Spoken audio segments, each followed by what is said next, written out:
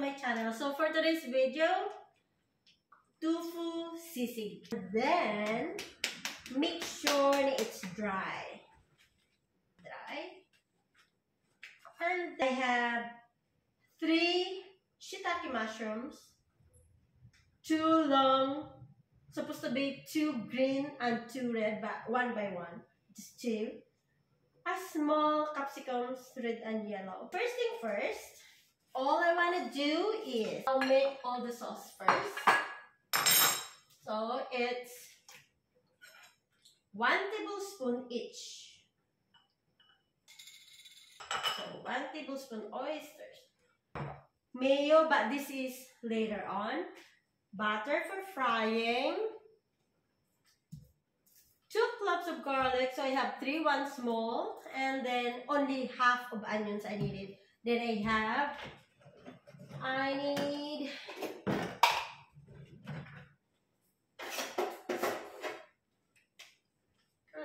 oh yeah, sorry about that.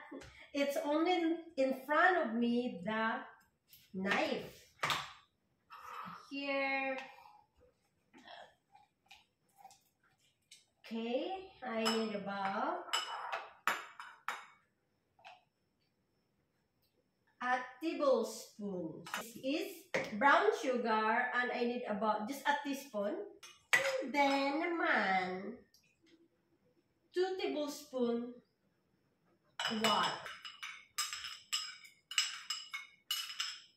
It depends sa inyo na recipe.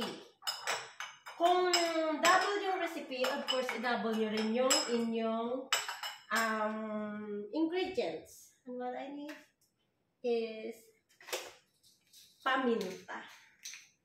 So, and a little bit of salt to blend the taste. So, I put this one side. I-cube ko yung aking tofu.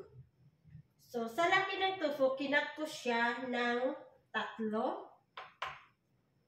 And then, small ko siya ng cut. Kasi the smaller, the better sa sisig.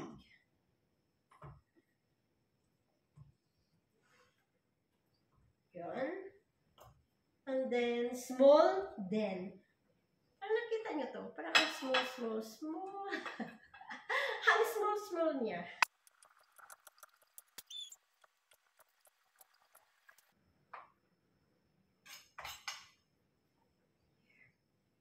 Ayan na siya. Jaran! Also in cubes.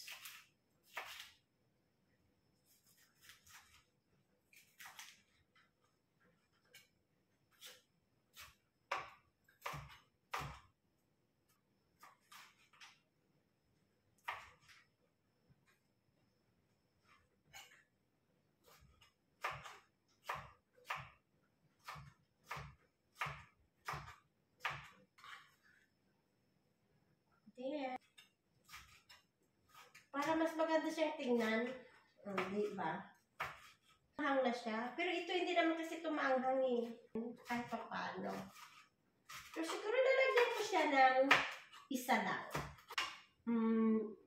I have my shiitake mushroom.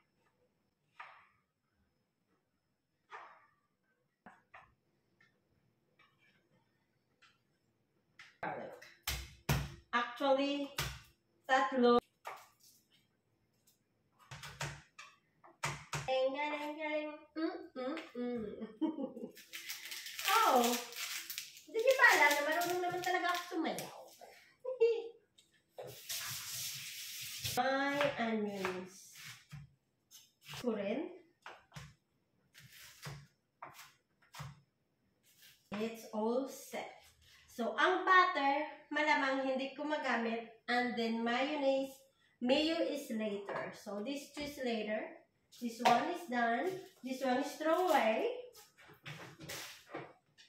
Okay, I have all this before I do the deep frying.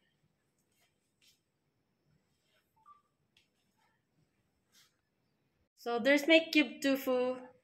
onion, garlic, there's chili, bell pepper, and mushrooms, and there's the sauce. Ayan, init na. I need lots of oil, but I'm not supposed to. But this one is exceptional. Okay, because I need it to be crispy.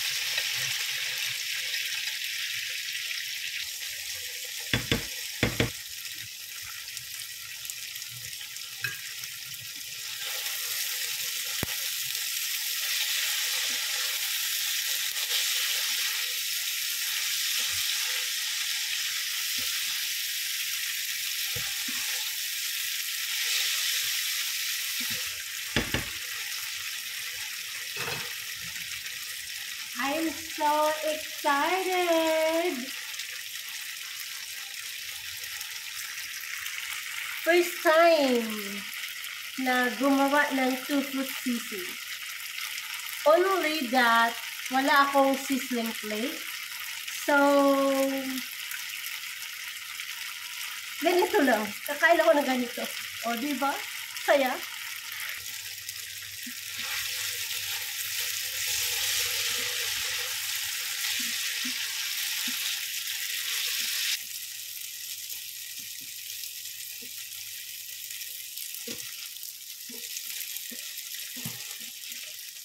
And then, ito na. Crispy na nga siya. Ay, ang saya. Ang saya-saya. Crispy na yung aking tofu. So, i-drain ko siya. Ayan. Hindi, i-drain ko lang siya para hindi yun. Ganun lang yun. So, may konti pa siyang mantika. So, dahil wala akong sizzling, maglagay ako ng kunting butter. Para lasa lang.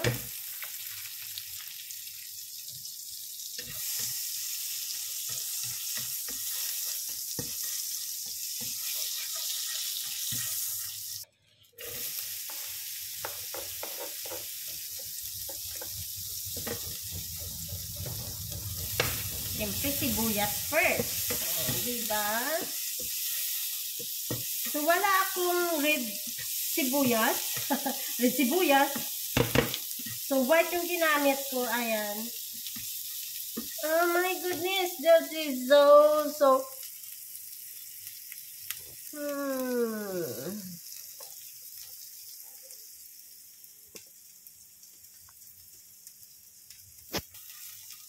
Next naman, yung garlic. Garlic.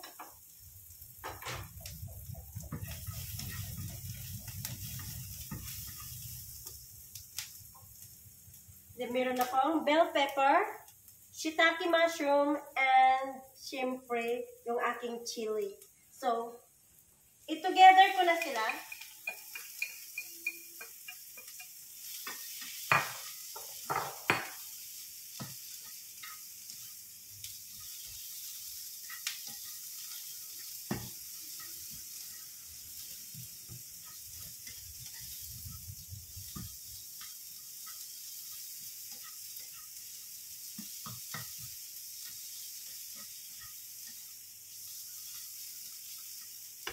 I changed my mind. Lalagay ko ng isang siling labuyo.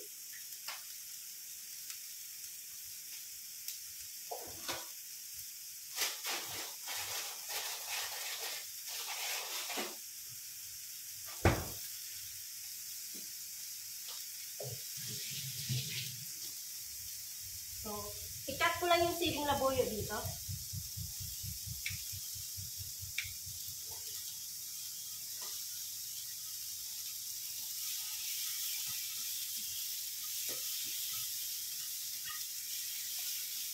And then, put back ko yung aking tofu.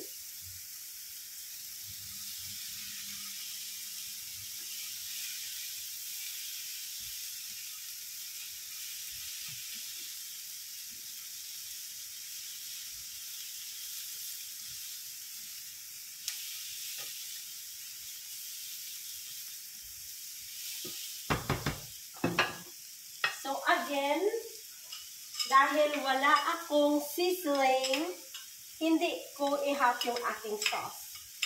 Ilagay ko siya lahat.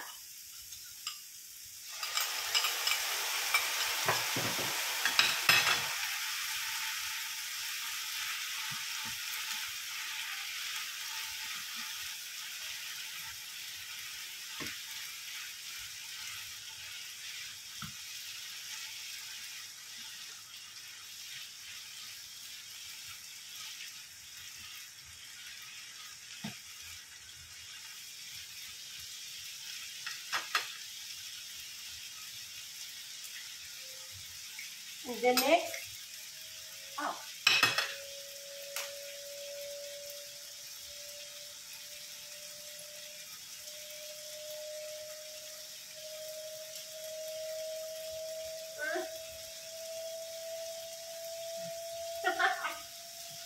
Okay.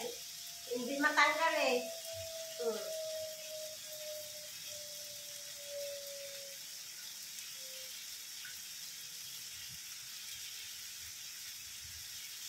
Hindi siya talaga matanggal. Then of course naman, 1 tablespoon of mayo. Siyempre. So, there.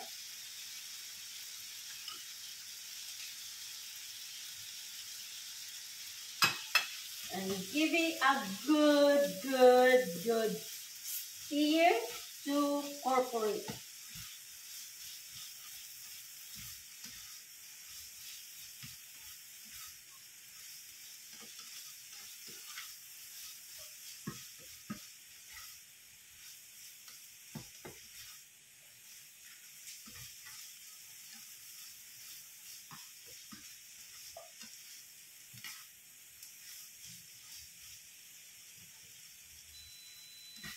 And ito na. So done.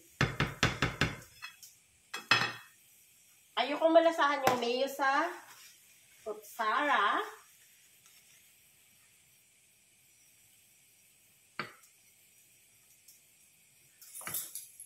Ready? 1, 2, 3. Mainit.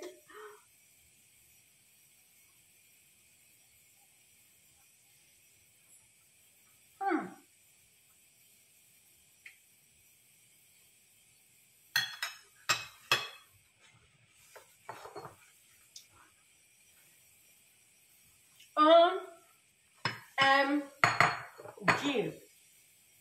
The best sisig ever. Follow for more. It's Ann Pidilla. Bye.